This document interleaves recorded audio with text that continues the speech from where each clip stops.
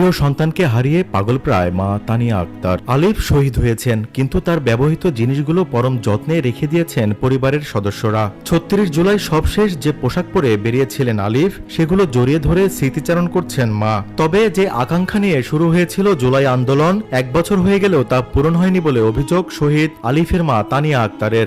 আসলে যে উদ্দেশ্যে যে ও শহীদ হলো, তাদের জীবনটা শুধু আমার ছেলে না, বাংলাদেশের সকল ছেলেরা যে তাদের জীবনটা এভাবে উৎসর্গ করলো দেশের জন্য, তো আসলে সেইখান থেকে বলা যায় যে আসলে সেইভাবে করে কিন্তু এখনো সেটা প্রতিফলিত হয়নি, হতে পারেনি।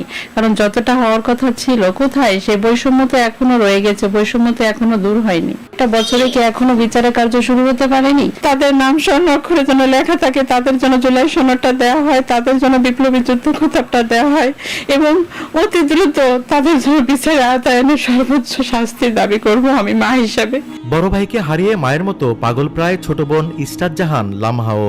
সরকারের কাছে তারও একটাই চাওয়া, ভাই হত্যার বিচার। জানি আমার ভাইকে আমি দেখতে না পেলে আমার ভাই সবসময় আমার সাথে আছে, সে আমাকে এখনো ভালোবাসে। আমি তাকে দেখতে পাই না ঠিকই, কিন্তু সে সবসময় আমার আশেপাশে থাকে। শহীদ আলিফের পরিবারের এখন একটাই দাবি, মৃত্যুর আগে সন্তান হত্যার বিচার দেখে যেতে চান তারা।